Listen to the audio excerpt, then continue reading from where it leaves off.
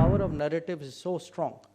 Even though we are the victims of that narrative, we buy that narrative. This cherry picking about what should be a level playing field, what should not, what should be open and what should not.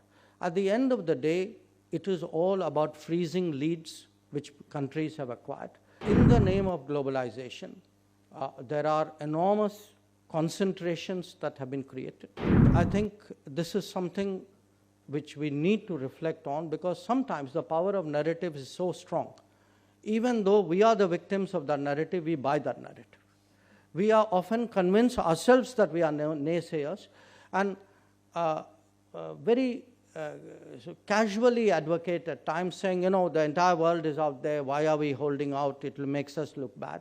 When every time we have actually said no, there are serious stakes in question. And that is something which he has brought out very, very well. So, and you know, the power of the narrative is also important to realize, because he uses the Uruguay round to demonstrate how inequities were normalized. That how the world was made to believe, you know, there's free trade everywhere. Oh, by the way, it doesn't apply to food, and it doesn't apply to clothing. It doesn't apply to drugs. It doesn't apply to intellectual property rights. So this cherry picking about what should be a level playing field, what should not, what should be open and what should not. At the end of the day, it is all about freezing leads which countries have acquired. And we see this most starkly in the UN Security Council, that those who have acquired dominance, especially economic dominance, will, through a process of negotiation, through shaping of narratives, create systems which would often appear fair, even if they are not.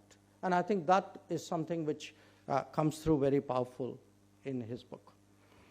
Now, having noted that, let me also, from my own side, utter another word of caution, which is the importance of not falling for the globalization narrative.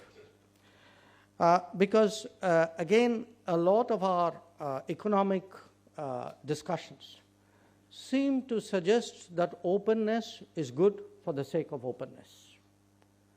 Now, if you look at the state of the world and you look at the state of economies, including our own, I think the data would point to the contrary. That in fact today, in the name of globalization, there are enormous concentrations that have been created. Those concentrations are leveraged in different ways. And what actually COVID has done great damage health-wise and social fabric-wise and economically. But COVID has reopened the debate about strategic autonomy. Strategic autonomy not in a nuclear sense, but strategic autonomy in an economic sense, in a cultural sense, in a supply chain sense, in a technology sense. That today we need to ask ourselves, actually, are we wise opening for the sake of opening?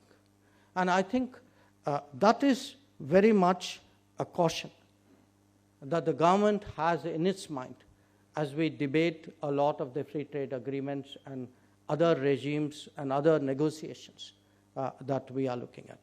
From breaking news, detailed analysis, in-depth interviews and explainers, follow the Times of India. Subscribe to our YouTube channel.